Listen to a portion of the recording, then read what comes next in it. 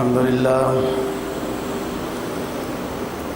لله وكفى والصلاة والسلام على سيد الرسل وخاتم الأنبياء وعلى آله وأصحابه الذين أوفوا عهدا الذين هم خلاصة العرب الأربع وخير الخلائق بعد الأنبياء.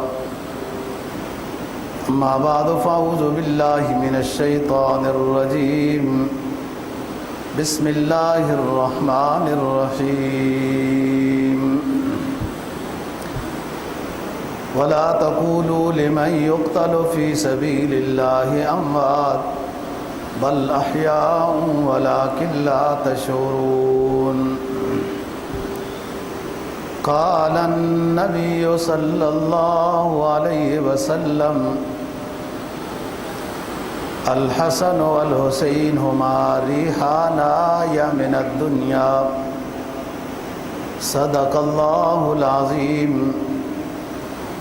وصدق رسوله النبي الأمي الكريم ونحن على ذلك لمن الشاهدين والشاكرين والحمد لله رب العالمين. دوسرا پارہ سورہ بقرہ کی ایک آیت کریمہ اور جناب نبی پاک صلی اللہ علیہ وسلم کا ایک فرمان تلاوت کیا ہے جس کو امام ترمذی نے روایت کیا ہے.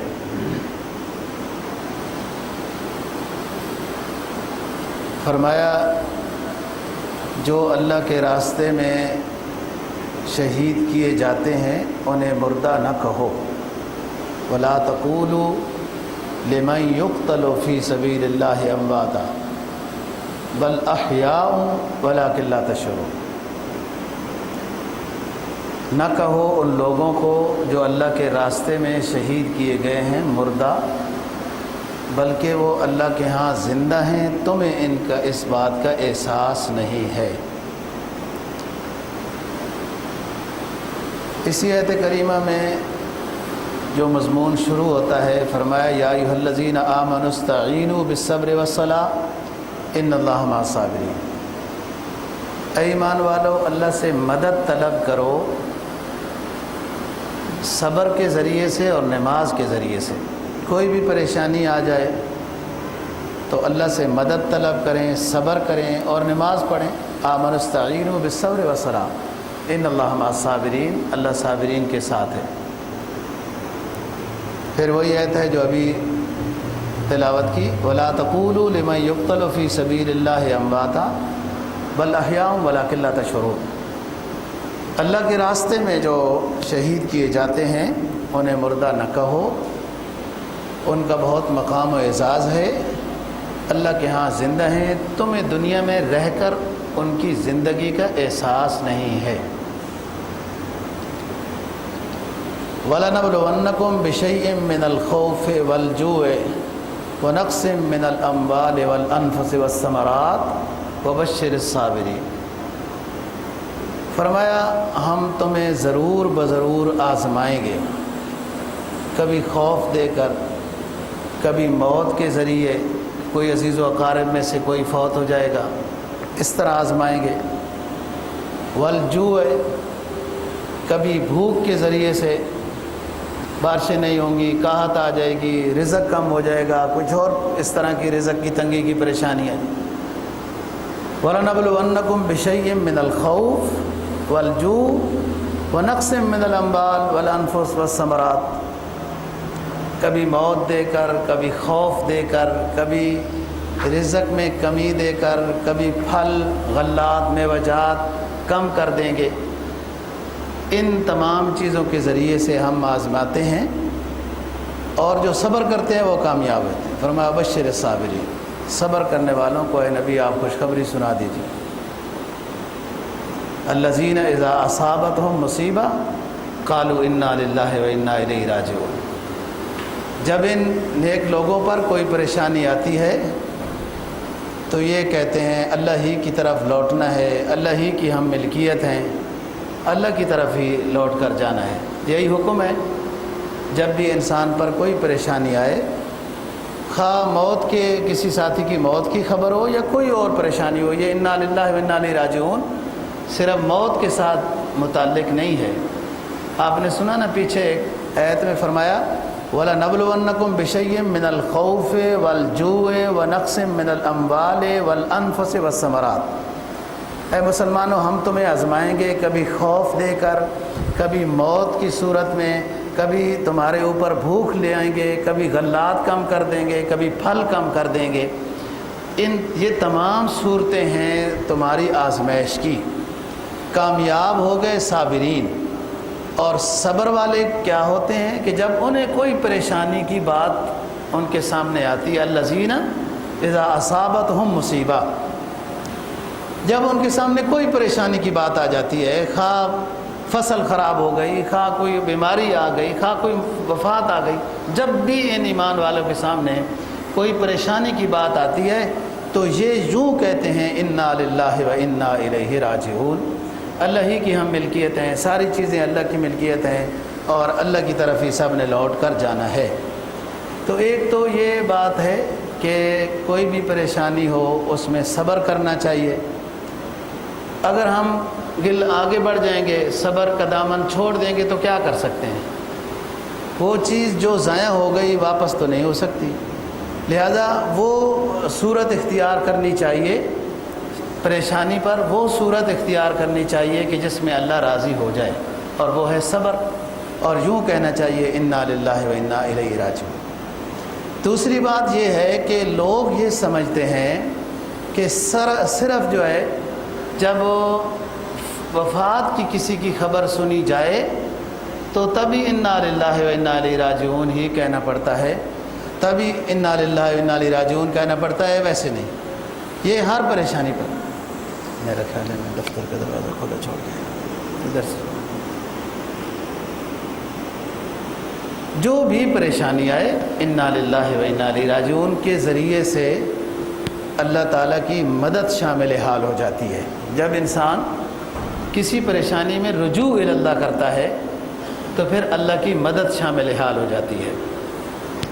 فرمایا اولئک علیہم صلوات من ربہم ورحمہ واولئک هم المہتدون، جن پر کوئی پریشانی آئے اور وہ صبر کا دامن نہیں چھوڑتے، ایسے لوگوں پر اللہ کی طرف سے رحمتیں برکتیں نازل ہوتی رہتی ہیں۔ اولئک علیہم صلوات من ربہم ورحمہ واولئک هم المہتدون، اور یہی لوگ ہدایت پانے والے ہیں۔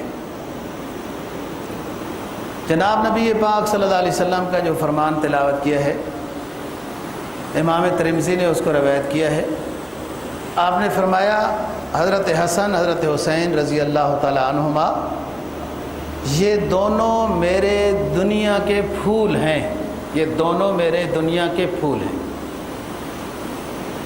آج اتفاق سے 1440 ہجری اور 10 محرم الحرام جمعہ کا دن ہے۔ محرم الحرام اور اس کے علاوہ 3 مہینے جس میں رجب بھی ہے اور ذی قعدہ اور ذی الحجہ بھی ہے۔ ذی قعدہ، ذی الحجہ، محرم، یہ 3 مہینے تو اکٹھے ہیں۔ ایک مہینہ الگ ہے جس کو رجب المرجب کہتے ہیں، رجب کے بعد پھر شعبان آتا ہے۔ 4 مہینے یہ زیادہ محترم ہیں، جیسے رمضان کا مہینہ محترم ہے، ایسی ہی یہ 4 مہینے شریعت ان کو اشہر الحرم کہتی ہے، محترم مہینے۔ اور یہ 4 مہینے جو محترم ہیں یہ صرف آخری شریعت کے لحاظ سے محترم نہیں ہے، پہلی بھی شریعتوں میں یہ 4 مہینے محترم رہے ہیں۔ اور بعض روایات میں بہت ساری باتیں آتی ہیں، ہو سکتا ہے وہ بہت ساری مل جل کر کسی سند کے لحاظ سے کسی مقام کو پہنچتی ہوں کہ حضرت آدم علیہ السلام بھی 10 محرم الحرام کو اللہ تعالیٰ نے پیدا کیا اور جمعہ کا دن تھا، پھر انہیں جب جنت میں بھیجا گیا تو بھی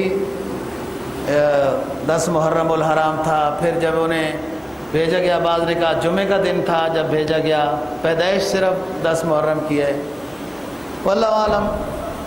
یہودی کہتے ہیں حضرت موسیٰ علیہ السلام کو جب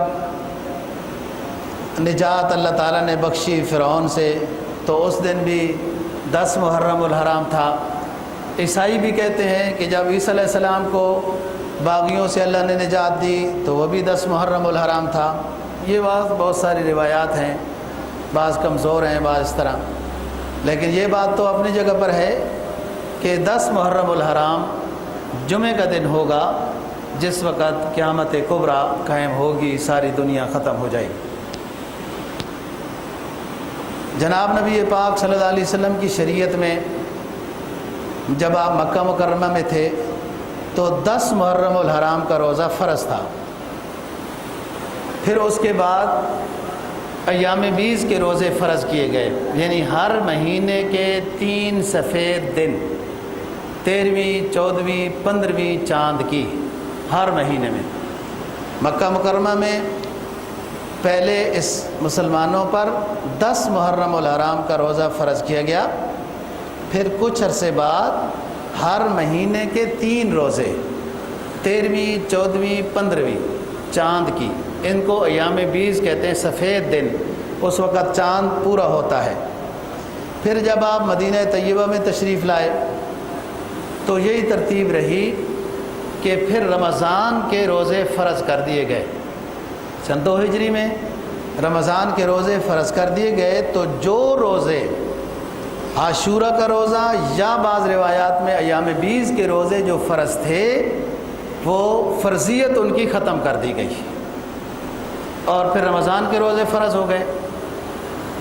بعد میں جب نبی پاک صلی اللہ علیہ وسلم کو پتہ چلا کہ یہود مدینہ 10ویں محرم کا روزہ رکھتے ہیں، اور وجہ یہ بتاتے ہیں کہ موسیٰ علیہ السلام کو اللہ تعالیٰ نے فرعون سے نجات دی 10ویں محرم کو، تو اس کے شکرانے میں یہودی لوگ 10ویں محرم کو روزہ رکھتے ہیں۔ آپ صلی اللہ علیہ وسلم نے فرمایا کہ آئندہ ہم 9 کو ساتھ ملا کے، یا بعض روایات میں کہ 11 کو ساتھ ملا کے 2 روزے رکھا کریں گے۔ اب مسلمانوں کے لیے ہدایت یہ ہے، جو 10ویں محرم کو روزہ رکھنا چاہے تو اسے چاہیے کہ 9ویں محرم کو ساتھ رکھے، 9 اور 10 یہودیوں کی تاکہ مخالفت ہو جائے، یا 10 اور 11 محرم کو 2 روزے رکھیں، بہت فضیلت ہے۔ محرم الحرام میں بعض روایات میں یہ آتا ہے کہ اپنی اہل و عیال کے اوپر خرچے میں عام روٹین سے تھوڑا اضافہ کر دیا جائے، اللہ کو زیادہ پسند ہے۔ بہرحال میں یہ بتانا چاہتا ہوں کہ یہ محترم مہینے، محرم کا ذی-القعدہ، ذی الحجہ، محرم اور رجب کا، یہ اسلامی شریعت میں بھی محترم اور پہلی شریعتوں میں بھی یہ مہینے محترم رہے، اور ان مہینوں میں لڑائی کرنے کی، جنگ کرنے کی، جہاد کرنے کی بھی اجازت نہیں ہے، الا یہ کہ کافر اگر مسلمانوں کے اوپر حملہ کر دیتا ہے ان مہینوں میں، محترم مہینوں میں، تو مسلمانوں کو اس کا دفاع کرنا، جواب دینا، یہ شرعاً جائز ہے اور ضروری ہے جواب دینا۔ آپ تاریخ پر نظر ڈالیں، جب بھی کفر نے حملے کیے ہمارے اوپر تو اشہر حرم میں کیے، محترم مہینوں میں کیے۔ تو محترم مہینوں میں مسلمانوں کو جنگ کی ابتدا جائز نہیں ہے، لیکن اگر ان مہینوں میں کفر کی طرف سے ابتدا ہو تو جواب دینا جائز ہے، اور پھر گنہگار نہیں ہے۔ تو یہ اشہر حرم محترم مہینے، شروع سے محترم مہینے ہیں۔ اتفاق ایسا ہوا کہ حضرت حسین رضی اللہ تعالیٰ عنہ اور ان کے ساتھ جو ساتھی تھے ان کی شہادت کا یہ ہولناک واقعہ وہ بھی محرم الحرام میں پیش آ گیا۔ یہ سمجھنا کہ حضرت حسین رضی اللہ تعالیٰ عنہ کی شہادت کی وجہ سے محرم محترم، محرم تو پہلے سے ہی محترم تھا، اس میں ایک اور درمیان میں بس امر ربی ایسا تھا کہ یہ واقعہ وجود میں آیا ہے، اور ان کا کوئی ارادہ جنگ کا بھی نہیں تھا، ان کی طرف سے خطوط گئے کہ ہم آپ کے ہاتھ پر بیعت لینا چاہتے ہیں، آپ کو خلیفہ مانتے ہیں، یزید اچھا آدمی نہیں ہے، ہم اس سے برات کا اعلان کرتے ہیں۔ یہ حج پہ تھے، خط وغیرہ ملے، ساتھیوں سے مشورہ کیا۔ بہرحال حضرت عبداللہ بن عباس رضی اللہ تعالیٰ عنہما جو ان کے رشتہ دار ہیں، آل بیت میں سے ہیں، مشورہ نہ جانے کا ہی دیا ہے کہ دیکھو یہ کوفہ والے لوگ صحیح نہیں ہیں۔ حضرت علی رضی اللہ تعالیٰ عنہ کو کوفہ والوں نے شہید کیا۔ حضرت علی رضی اللہ تعالیٰ عنہ یہ ان کا دارالخلافہ کوفہ ہی تھا۔ حضرت عثمان غنی رضی اللہ تعالیٰ عنہ کی شہادت کے بعد مدینہ سے حضرت علی رضی اللہ تعالیٰ عنہ نے دارالخلافہ منتقل کر دیا تھا، کوفہ لے آئے تھے دارالخلافہ، اور انہوں نے یہ سمجھا تھا کہ کوفہ والے لوگ بہت اچھے ہیں، زیادہ وفادار ہیں، اور یہ جتنی فتوحات ہیں اسلامی ان کے بالکل قریب پہنچ جاتا ہے کوفہ، مدینہ ایک سائیڈ میں ہے، لہذا کوفہ کی طرف دارالخلافہ منتقل کیا۔ اور کوفہ والوں نے کوئی خاص ساتھ نہیں دیا حضرت علی رضی اللہ تعالیٰ عنہ کا۔ 5-6 سال آپ کی حکومت ہے اور بہت پریشانیوں کے ساتھ بھری ہوئی ہے حضرت علی رضی اللہ تعالیٰ عنہ کی حکومت۔ تو ساتھیوں نے مشورہ دیا کہ آپ، حضرت علی رضی اللہ تعالیٰ عنہ کو بھی مشورہ دیا تھا، عبداللہ بن سلام جیسے لوگوں نے، کہ آپ مدینہ طیبہ سے دارالخلافہ منتقل نہ کریں، اس میں اپنی برکات ہیں۔ بہرحال وہ وقت کے امیر المؤمنین تھے اور ان کی رائے رجحان یہی تھا کہ میں کوفہ کی طرف منتقل کرتا ہوں، دارالخلافہ کر لیا۔ جو ساتھی ہوتے ہیں وہ امیر کو مشورہ ہی دے سکتے ہیں، باقی فیصلہ تو امیر کی مرضی کا ہوتا ہے، اسلام یہی کہتا ہے۔ جب حضرت حسین رضی اللہ تعالیٰ عنہ نے آنا چاہا کوفہ میں، اور ان ساتھیوں کے سہارے پر جنہوں نے خط لکھے تھے، تو منع کیا گیا تھا کہ کوفہ والے صحیح لوگ نہیں ہیں، انہوں نے آپ کے والد کے ساتھ دھوکہ کیا ہے، کہیں آپ کے ساتھ بھی دھوکہ نہ ہو جائے۔ یہ مطمئن تھے، حضرت حسین رضی اللہ تعالیٰ عنہ مطمئن تھے کہ اتنے زیادہ خطوط کے بوریاں بھری پڑی ہیں تو اتنا دھوکہ نہیں ہوگا، اسی وجہ سے کوئی جنگ کی تیاری نہیں، بے کام روٹین کے مطابق جیسے عرب کے قافلے سفر کرتے ہوتے تھے تو ساتھ اس میں چند تلواریں بھی ہو جاتی تھیں، کچھ اس طرح بھی ہو جاتا، لیکن ان کے ساتھ بہت ظلم ہوا اور انتہائی دھوکے کے ساتھ ان کو شہید کیا گیا، جس میں 17، بعض روایات میں 18، بعض میں 19 حضرات آل بیت رضی اللہ تعالیٰ عنہم ہیں جو اس معرکہ کربلا میں شہید ہوئے۔ یعنی ویسے تو 72 شہید ہوئے، وہ 72 حضرات تو عام برکر محبین آل بیت تھے، صرف خاندان آل بیت کے 17 حضرات رضی اللہ تعالیٰ عنہم اس میں شہید ہوئے۔ حضرت علی رضی اللہ تعالیٰ عنہ کے 6-7 بیٹے ہیں جو اس میں شہید ہوئے۔ اس مشہور تو حضرت حسین رضی اللہ تعالیٰ عنہ، حسین بن علی بن فاطمہ ہیں، حضرت حسین رضی اللہ تعالیٰ عنہ حضرت علی کے جو بیٹے ہیں وہ فاطمہ میں سے، لیکن حضرت علی کے بیٹے عباس یہ دوسری بیوی سے، اسی طریقے سے حضرت علی کے بیٹے محمد دوسری بیوی سے، حضرت علی کے بیٹے ابو بکر دوسری بیوی سے، حضرت علی کے بیٹے عثمان دوسری بیوی سے، حضرت علی کے بیٹے عبداللہ دوسری بیوی سے، حضرت علی کے بیٹے جعفر دوسری بیوی سے۔ یہ 7 بھائی ہیں حضرت حسین رضی اللہ تعالیٰ عنہ کے، جن کا باپ ایک ہے، مائیں مختلف ہیں، اس معرکے کے اندر شہید ہوئے، جس میں حضرت حسن رضی اللہ تعالیٰ عنہ کے بیٹے ہیں حضرت قاسم، جو ماشاءاللہ اپنی ظاہری وجاہت کے لحاظ سے اپنی مثال خود تھے۔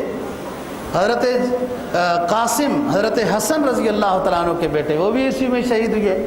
حضرت حسین رضی اللہ تعالیٰ عنہ کے بیٹے جو آپ نے نام سنے ہوئے تھے، علی اصغر، علی اکبر وغیرہ، ان حضرات کے بھی بعض حضرات نے جو اصل نام لکھے ہیں، کسی کا نام عمر ہے، کسی کا نام عثمان ہے، کسی کا نام ابو بکر ہے، جو علی اصغر، علی اکبر اور اس طریقے کے نام مشہور ہیں نا تاریخ کے اندر۔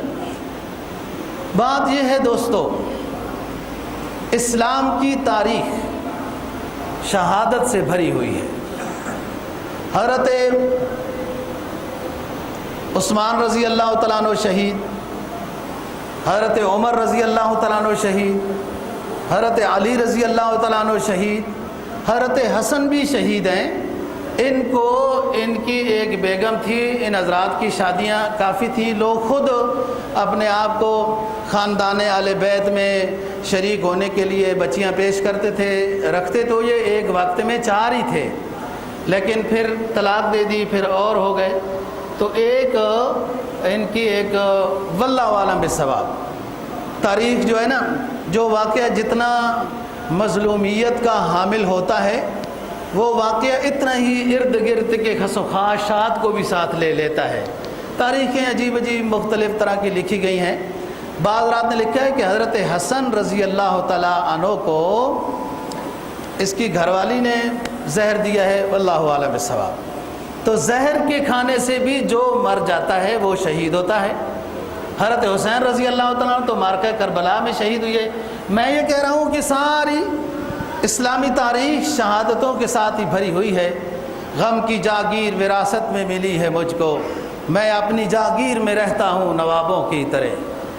بہرحال یہ حضرات وہاں آئے اور دکھ جو ہے نا کئی لحاظ سے بڑھ جاتا ہے۔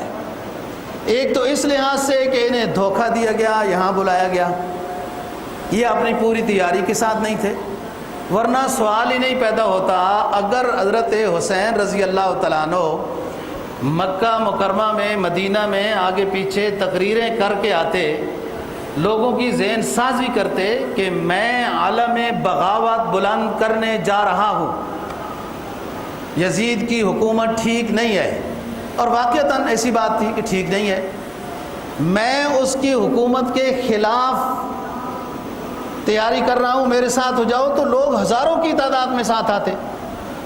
ایسا کوئی انہیں اندازہ ہی نہیں تھا کہ یوں ہوگا۔ ایک تو یہ ہوا کہ یہ دھوکہ دیا گیا انہیں اور یوں بلایا گیا، اور یہ ایک فوج ہے کتنی بڑی، بہت 66 لاکھ سے زیادہ، 66 لاکھ مربع میل سے زیادہ حکومت ہے، مکہ مدینہ، یہ مصر، یہ فلان، یہ استنبول تک، یہ سارے فارس، روم، یہ سارے علاقے اسلامی حکومت کے ہیں، اور یہ 70 72 90 بندے کیا مقابلہ کر سکتے ہیں اتنی بڑی فوج کا؟ انہیں دھوکہ دیا گیا۔ انہیں یہ نہیں اندازہ تھا کہ ہم نے وہاں جنگ کرنی ہے، مقابلہ کرنا ہے، کوئی یہ صورتحال۔ اگر یہ اندازہ ہوتا تو سارے صحابہ کرام رضی اللہ تعالیٰ عنہ، بہت سے صحابہ ابھی حیات تھے جو ابھی حج میں تھے وغیرہ، جو منع بھی کر رہے تھے کہ یہ دھوکے باز لوگ ہیں، انہیں یہ اندازہ لڑائی وغیرہ کا نہیں تھا، ورنہ یہ اپنی تیاری کر کے آتے۔ مدینہ والے تو پہلے ہی واقع حرہ کی وجہ سے پریشان تھے یزید سے، جو اس نے ظلم و ستم مدینہ کے اوپر کیا تھا۔ دوسری بات کہ اس دکھ میں اضافہ یوں ہوتا ہے کہ ان ظالموں نے کبھی کتابیں پڑھی ہی نہیں، لگتا یہی ہے، حکومت ہے، مسلمان ہی بظاہر شمار ہوتے تھے، کہ کبھی انہوں نے قرآن حدیث نہیں پڑھا، کبھی انہوں نے مناقب اہل بیت نہیں پڑھے، مناقب صحابہ، مناقب اہل بیت، حضرات اہل بیت اعظام رضی اللہ تعالیٰ عنہ کے فضائل جو نبی پاک صلی اللہ علیہ وسلم نے بیان کیے، کبھی ان لوگوں نے نہ ابن زیاد نے پڑھے، نہ یزید نے پڑھے، نہ دوسرے جو اور اس کے بڑے بڑے سپہ سالار تھے وغیرہ، کسی نے نہیں پڑھے تھے کہ ان حضرات کی کتنی فضیلت ہے۔ نبی پاک صلی اللہ علیہ وسلم فرمایا کرتے تھے کہ یہ حسن اور حسین دونوں میری خوشبوئیں ہیں، دنیا کی خوشبوئیں ہیں۔ اور ایک روایت میں آتا ہے کہ رسول پاک صلی اللہ علیہ وسلم کبھی کبھی حضرت فاطمہ کے گھر تشریف لے جاتے اور فرماتے کہ فاطمہ بیٹی لکا، منا کہاں ہے؟ عربی زبان میں لکا، چھوٹا بچہ کدھر ہے، چھوٹا بچہ کدھر ہے، میں اس کو پکڑوں، اس کو اٹھاؤں، اس کو سونگوں، اس کو جسم کے ساتھ لگاؤں۔ اتنی محبت جب ہوتی ہے تبھی کسی کے ساتھ یوں۔ نام آپ نے خود رکھے، حضرت علی رضی اللہ تعالیٰ عنہ نے تو ان حضرات کے نام حرب وغیرہ اس طرح کے نام رکھے تھے حضرت حسن حسین کے۔ حرب کا معنی ہوتا ہے جنگ۔ حضرت آپ صلی اللہ علیہ وسلم نے فرمایا نہیں نہیں میرے بیٹے جنگ نہیں، یہ خوبصورت بچے ہیں، حسن دوسرے کا نام حسین رکھا ہے۔ آپ نے حقیقہ آپ صلی اللہ علیہ وسلم نے خود کیا۔ آپ فرمایا کرتے تھے حضرت حسن حسین رضی اللہ تعالیٰ عنہ سیدہ شباب اہل الجنہ، یہ بخاری کی حدیثیں ہیں۔ میں اس بات پر سوچتا ہوں کہ اس وقت کے بعد رات نے بڑی عجیب عجیب باتیں لکھی، جناب یزید حافظ قرآن تھا تو فلان تھا تو فلان، کس چیز کا حافظ تھا؟ کیا اس نے حدیث اور قرآن نہیں پڑھا تھا کہ جن کے اندر اہل بیت اور خصوصاً ان حضرات کی اتنی فضیلت تھی؟ اور ان کو اس کو 70-72 بندوں سے کیا اتنی خوف اور ڈر لگا ہوا تھا کہ یہ اس کی حکومت کو چھین لیں گے، جبکہ حضرت حسین رضی اللہ تعالیٰ عنہ کہتے بھی تھے کہ مجھے اس کے ساتھ ملنے دو، میرا جنگ کا کوئی ارادہ نہیں۔ لیکن ان دشمنوں نے، یہ جو جرنیل تھے، یہ سمجھتے تھے کہ یہ چہرے اگر یزید کے پاس چلے گئے تو ہماری کوئی وقت نہیں ہوگی، انہی کا ہی پھر مقام ہوگا، لہذا ان کو اس طرح سے یہاں بند کرو، جمع کرو، پانی بند کیا وغیرہ۔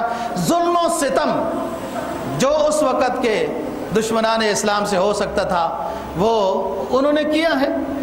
تو پہلے تو یہ کہ انہیں دھوکہ دیا گیا، دوسری یہ کہ ان حضرات نے کبھی پڑھا نہیں تھا کہ اہل بیت کی کتنی فضیلت ہے۔ آپ صلی اللہ علیہ وسلم کا فرمان ہے کہ لوگو تم گمراہ نہیں ہوگے جب تک کہ تم قرآن پاک کو تھامے رکھو گے اور میری اہل بیت کو تم مضبوطی سے رکھو گے۔ اور ایک روایت میں فرمایا کہ میری اہل بیت میں کوئی شخص قرآن و حدیث سے خلاف نہیں ہوگا، وہ قرآن و حدیث کے ساتھ مکمل متبع ہوں گے۔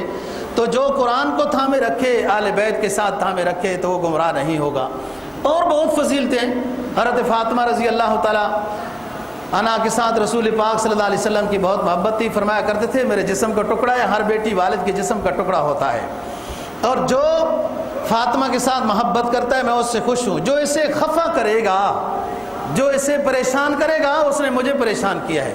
حضرت عائشہ صدیقہ رضی اللہ تعالیٰ عنہ راویہ ہیں، رسول پاک صلی اللہ علیہ وسلم کی طبیعت خراب چل رہی تھی کہ حضرت فاطمہ رضی اللہ تعالیٰ عنہا ملنے آئیں، اور اسی روایت میں حضرت عائشہ یوں بھی کہتی ہیں کہ حضرت فاطمہ رسول پاک صلی اللہ علیہ وسلم کی چال کے ساتھ اتنی مشابہ تھی کہ بندہ آپ صلی اللہ علیہ وسلم کے چلنے میں اور فاطمہ کے چلنے میں کوئی فرق محسوس نہیں کر سکتا تھا۔ بعض راتیں اور عموماً بچیاں والد کے ظاہری نقش کے لحاظ سے بھی والد کی طرح ہوتی ہیں، تو حسن میں بھی ماشاءاللہ حضرت فاطمہ رضی اللہ تعالیٰ عنہ ایک مثال تھی۔ جیسے حدیث میں آتا ہے کہ حضرت حسن رضی اللہ تعالیٰ عنہ یہ سینہ اور چہرہ بازو یہ نبی پاک صلی اللہ علیہ وسلم سے مشابہ تھے، اور حضرت حسین رضی اللہ تعالیٰ عنہ کے پاؤں، ٹانگیں اور چلنے کا انداز حضرت حسین رضی اللہ تعالیٰ عنہ کا یہ نبی پاک صلی اللہ علیہ وسلم کے ساتھ مشابہ۔ لوگوں نے نبی پاک صلی اللہ علیہ وسلم کو تو کندھوں پہ اٹھایا، لیکن ایسا بہت کم واقع ہے کہ جس کو نبی نے کندھوں پر اٹھایا ہو، اور وہ حضرت حسن اور حسین رضی اللہ تعالیٰ عنہ ہیں۔ کسی صحابی نے یہ دیکھ کر یہ کہا تھا جب حضرت حسین کو آپ نے اٹھایا ہوا کہ حضرت حسین کو سواری بڑی اچھی ملی ہے کندھے پر، آپ صلی اللہ علیہ وسلم نے سوار کے بچوں کو لوگ پیار سے اٹھا لیتے ہیں، تو اس نے کہا کہ سواری حضرت حسین کو بہت اونچی ملی ہے، تو آپ صلی اللہ علیہ وسلم نے فوراً فرمایا کہ نہیں، سوار بھی بہت اونچا ہے، صرف سواری نہیں اونچی، جو میرے اوپر سوار ہے وہ سوار بھی بہت اونچا۔ تو میں یہ کہہ رہا ہوں کہ یہ ان حضرات نے فضائل ہی نہیں پڑھے تھے اہل بیت کے کہ اس طریقے سے مقابلے کیے، اور ہزاروں کی فوج اور پانی بند اور یوں، اور پھر کیا ہوا کہ چند ہی مہینوں میں سارا نظام ختم ہو گیا، نہ یزید رہا، نہ ابن زیاد رہا، نہ کچھ رہا، یہ ظلم و ستم سارے، اور سب کتوں کی موت مرے جو مقابلے میں تھے۔ میں بات کر رہا ہوں، حضرت عائشہ صدیقہ رضی اللہ تعالیٰ عنہ روایت کرتی ہیں کہ آپ کی طبیعت خراب چل رہی تھی جن دنوں میں، حضرت فاطمہ رضی اللہ تعالیٰ عنہ رسول پاک صلی اللہ علیہ وسلم سے ملنے آئیں، قریب بیٹھ گئیں، خیریت پوچھی، اور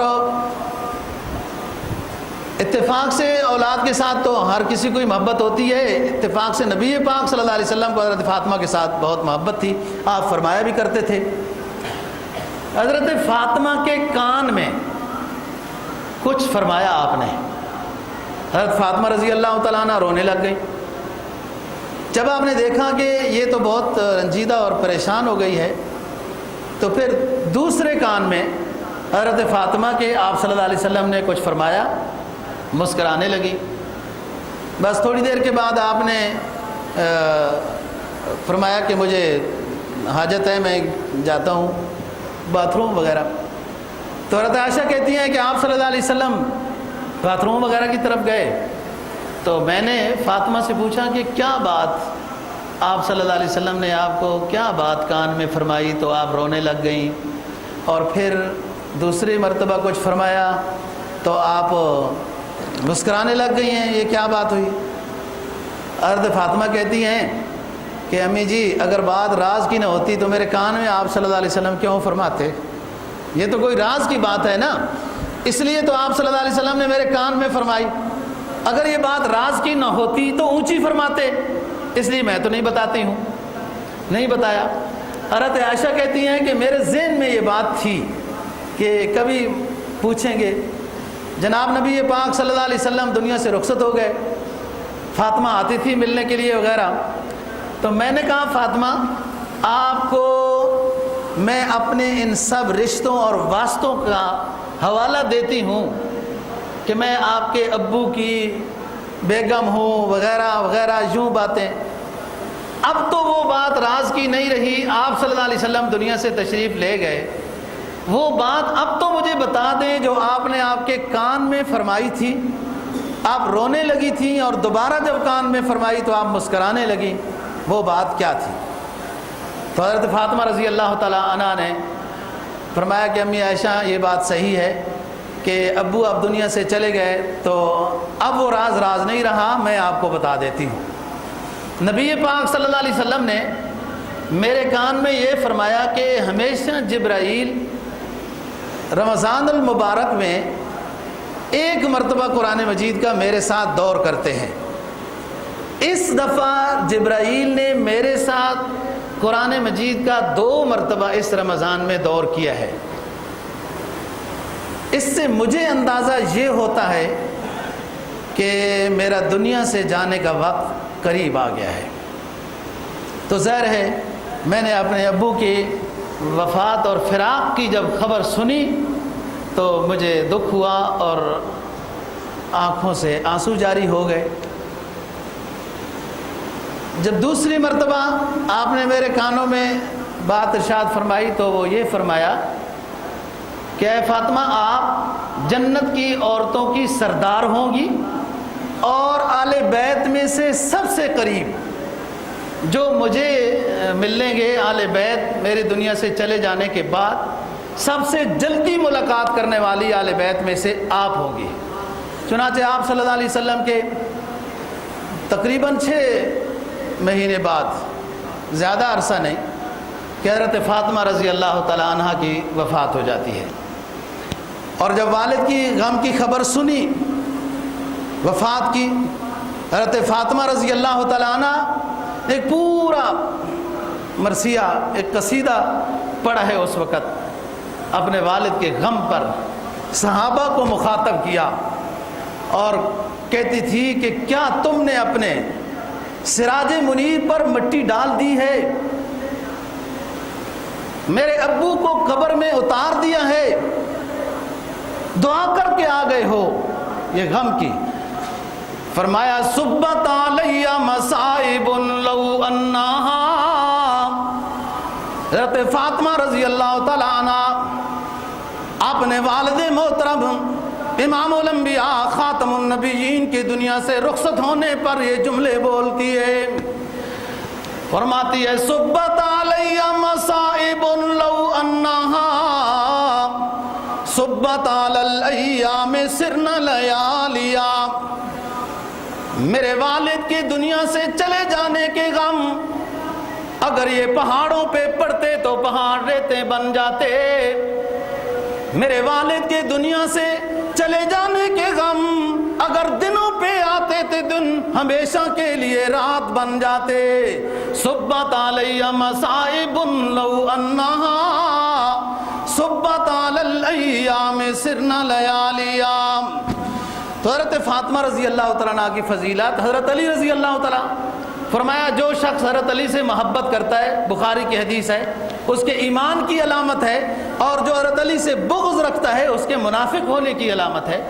بہت فضیلتیں ہیں تمام آل بیت، حضرات صحابہ کرام رضی اللہ تعالیٰ عنہ، اور جمہور امت شروع سے آج تک امت مسلمہ آل بیت اور حضرات صحابہ میں کوئی فرق نہیں رکھتی، سب کے ساتھ ان کی محبت ہے۔ خوارج وہ بدبخت تھے کہ جنہوں نے آل بیت کی بے ادبی کی اور طرح طرح کی تکلیفیں پہنچائیں حضرت علی رضی اللہ تعالیٰ عنہ کو، اسی وجہ سے ان کے خلاف، اور بعض رات صحابہ کرام رضی اللہ تعالیٰ عنہ کے بارے میں عجیب عجیب باتیں کہتے ہیں، انہیں بھی قرآن حدیث پڑھنا چاہیے۔ تو بات کر رہا ہوں، ایک تو دھوکہ ہوا حضرت حسین رضی اللہ تعالیٰ عنہ اور ان کے قافلے کے ساتھ، اور دوسرا اس سے بڑھ کر بات یہ ہے کہ تھوڑا سا بندہ خاندان کو بھی دیکھ لیتا ہے، کچھ اس چیز کو بھی دیکھ لیتا ہے، یہ کتنے اونچے لوگ ہیں، اگر کوئی آ بھی گئے کچھ بھی ہوا تب بھی احترام کے ساتھ پیش آنا چاہیے تھا۔ ان کا احترام سے پیش نہ آنا دین دشمنی کی دلیل ہے۔ اور کیا ہو سکتا ہے، جو لوگ ان کے فضائل مناقب بیان کر رہے ہیں غلطی کر رہے ہیں، اپنی آخرت خراب کر رہے ہیں۔ حضرت حسین رضی اللہ تعالیٰ عنہ کو جب بار بار یہ کہا گیا نا کہ آپ گرفتاری دے دیں، آپ گرفتاری دے دیں، آپ یوں ہو جائیں، آپ کو کچھ نہیں ہوگا، تو یہ گرفتاری دینے کے لیے تیار نہیں تھے۔ انہوں نے یہ کہا میرا ارادہ جنگ کا نہیں ہے، مجھے جانے دو۔ اور بعض جب جنگ چھڑ گئی اور بعض ساتھی شہید ہوئے، اور ایسا موقع نہیں آیا دوستو، یہ اتنی صفاقی، اتنا ظلم و ستم تھا کہ اگر کوئی ساتھی شہید ہوئے تو ان کو سنبھالنے کا موقع نہیں دیا جاتا تھا، اس حد تک جنگ تھی۔ اور دشمن اور جنگ اور پیچھے سے طاقت لائی جا رہی ہے اور لائی جا رہی ہے، اور کتنے بندے ہیں، کتنی طاقت لے کے آتے ہو۔ تو حضرت حسین رضی اللہ تعالیٰ عنہ کی بہت ساری فضیلتیں ہیں، بہت خوبیاں ہیں، بندہ ان چند منٹوں میں کیا بیان کر سکتا ہے۔ اللہ تعالیٰ ان لوگوں کے ساتھ عقیدت و محبت نصیب فرمائے، ان کے نقش قدم پر چلنے کی توفیق۔ دلوں کے اندر ذرہ برابر بھی ان قیمتی ہستیوں کے بارے میں ذرہ برابر بھی میل نہیں ہونی چاہیے، ورنہ نجات کا نظام مشکل ہو جائے گا۔ ربنا اغفر لنا ولاخواننا الذین سبقونا بالایمان، ربنا اغفر لنا ولاخواننا الذین سبقونا بالایمان، اے اللہ ہماری مغفرت فرما، ہم سے پہلے جو ایمان والے لوگ گزر گئے ان کی مغفرت فرما۔ ولا تجعل فی قلوبنا غلا للذین آمنوا ربنا انک رؤوف رحیم، اے ہمارے رب جو پہلے ایمان والے لوگ گزرے ان کے بارے میں ہمارے دلوں میں ذرہ برابر بھی میل نہ رکھ۔ اہل بیت بہت اونچے، حضرات صحابہ کرام رضی اللہ تعالیٰ عنہ بہت اونچے، اور حضرات صحابہ کی ان اہل بیت کی جو جنگ ہوئی جہاں ہوئی، خواہ بدر ہو، خواہ احد ہو، خواہ احزاب ہو، موتا ہو، جو بھی ہو، جہاں بھی ہو، کیوں ہوئی ہے؟ اسلام کی خاطر نبی پاک صلی اللہ علیہ وسلم کا ساتھ دیا ہے۔ سب اسلام کے سپاہی ہیں، اسلام کے ترجمان ہیں، بس ان کے آپس میں فضیلت ہے، جیسے انبیاء علیہ الصلوۃ والسلام کی بھی۔ سب انبیاء اللہ کی برگزیدہ ہستیاں ہیں، اونچے لوگ ہیں، معصوم ہیں، اللہ کے پیغمبر ہیں، لیکن تلک الرسل فضلنا بعضهم علی بعض پیغمبروں کی فضیلت ہے بعض پیغمبروں پر۔ اسی طریقے سے نبی کو جو ایمان کی حالت میں دیکھتے ہیں، ایمان کی حالت میں دنیا سے رخصت ہو جاتے ہیں، اس کو صحابی کہتے ہیں، اور اگر ساتھ رشتہ داری بھی ہے تو اس کو دونوں فضیلت حاصل ہو گئی کہ وہ آل بیت رسول صلی اللہ علیہ وسلم۔ ایمان لانے کی وجہ سے آل بیت کو مقام ملا۔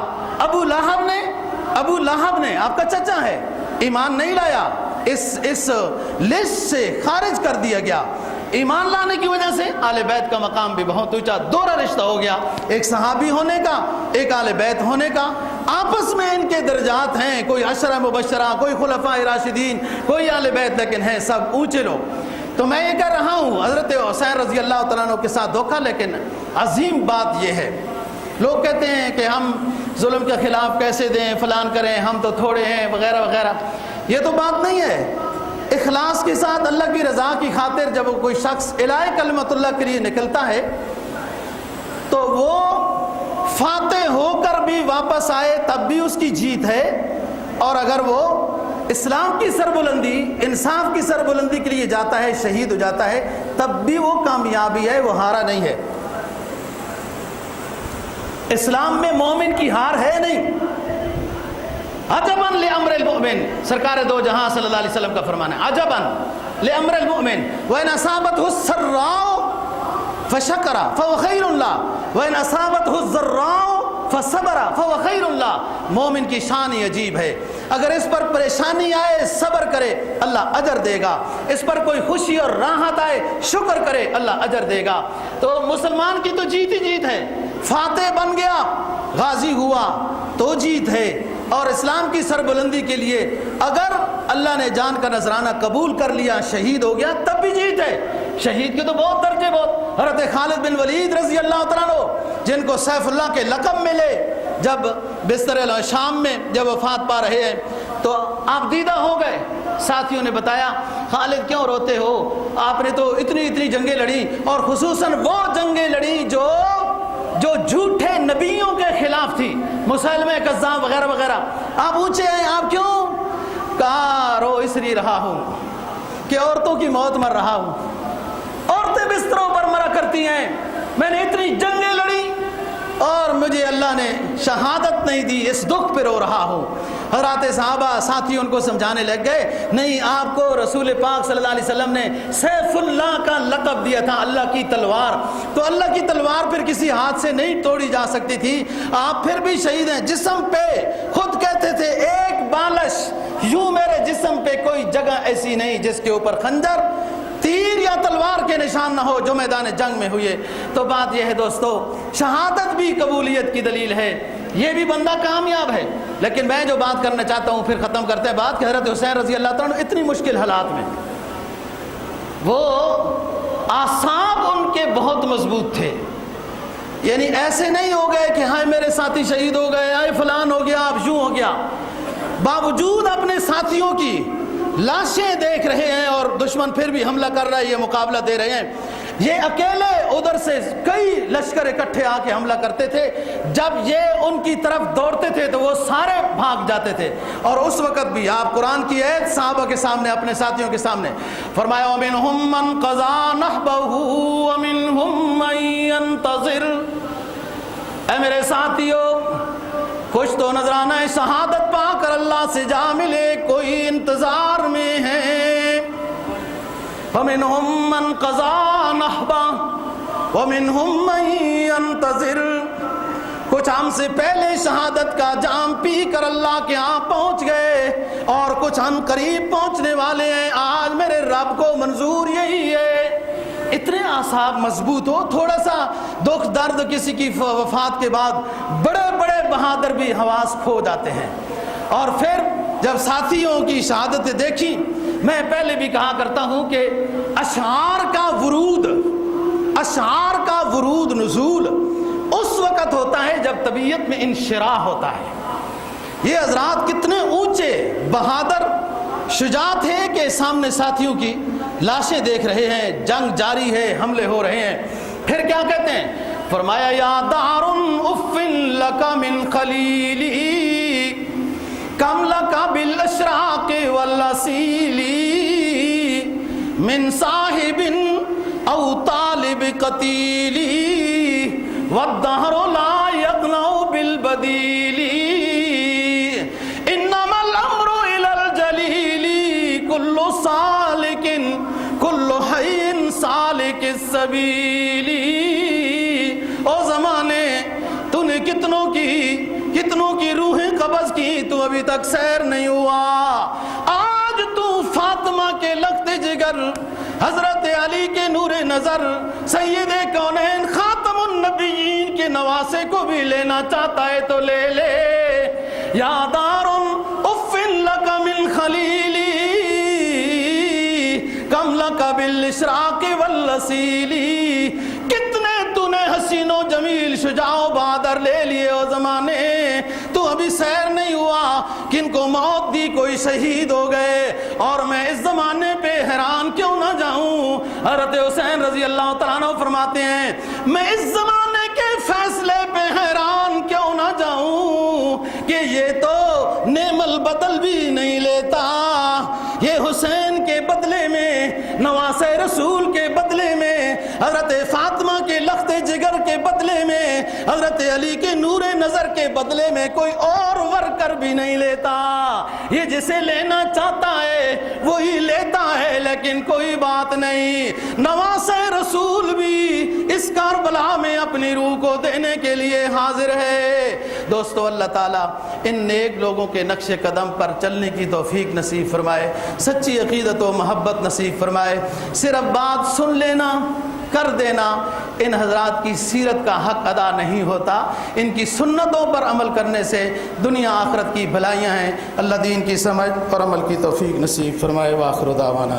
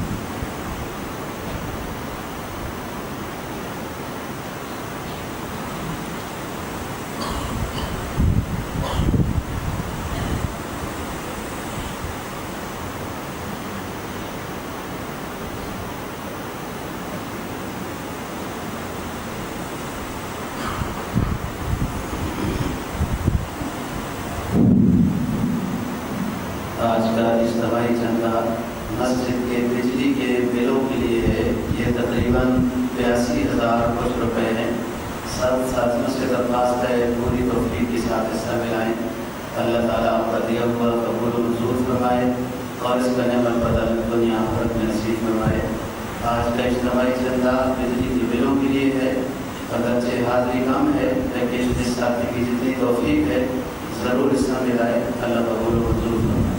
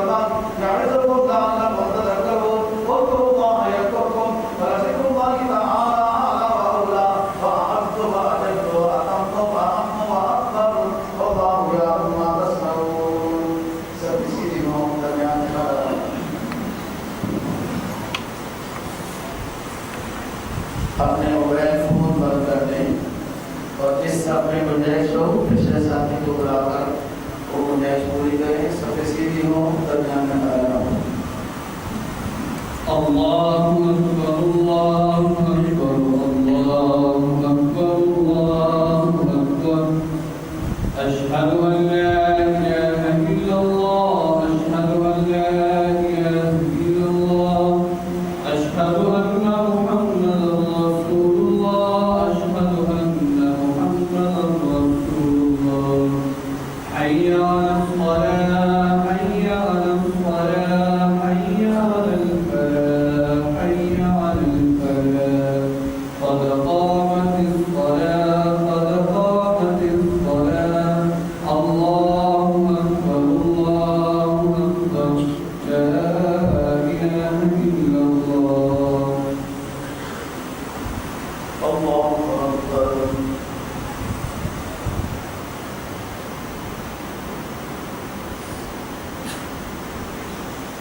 الحمد لله رب العالمين الرحمن الرحيم مالك يوم الدين إياك نعبد وإياك نستعين اهدنا الصراط المستقيم صراط الذين أنعمت عليهم غير المغضوب عليهم ولا الضالين ألم نشرح لك صدرك ووضعنا عنك وزرك الذي أنقض ظهرك ورفعنا لك ذكرك فإن مع العسر يسرا إن مع العسر يسرا وإذا فرغت فانصب وإلى ربك فارغب الله أكبر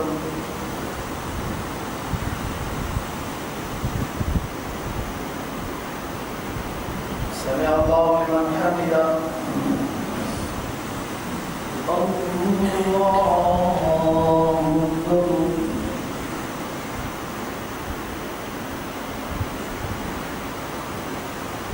الله أكبر الله أكبر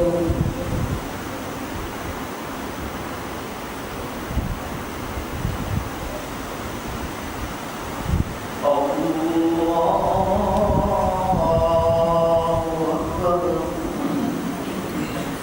الحمد لله رب العالمين الرحمن الرحيم مالك يوم الدين إياك نعبد وإياك نستعين اهدنا الصراط المستقيم صراط الذين أنعمت عليهم غير المغضوب عليهم ولا الضالين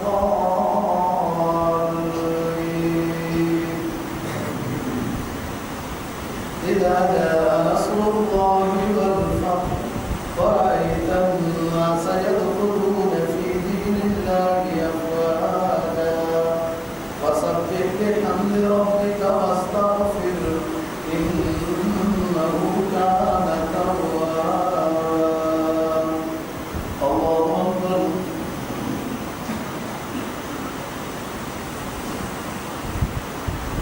سمع الله لمن حمده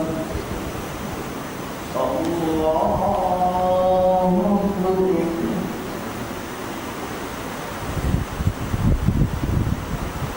الله أكبر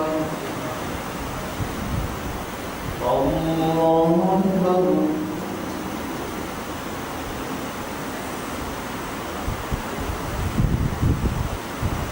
الله أكبر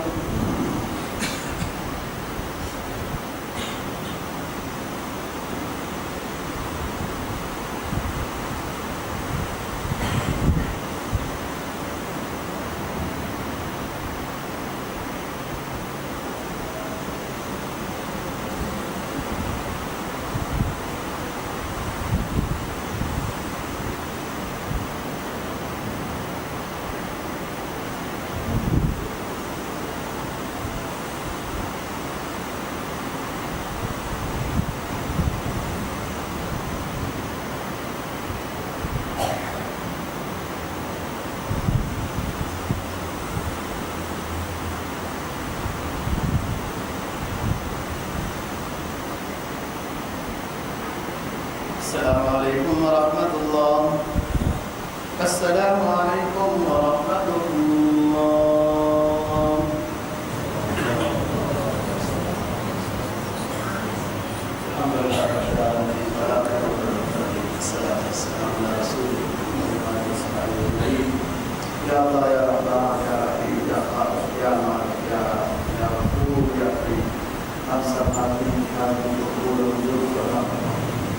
یا رب العالمین جو بھی نماز کے ادائی اور جو انعامات ملتے ہیں وہ ہم سب کو نصیب فرما. یا رب العالمین ہمارے والدین ہمارے اساتذہ جو ہمارے حاضرین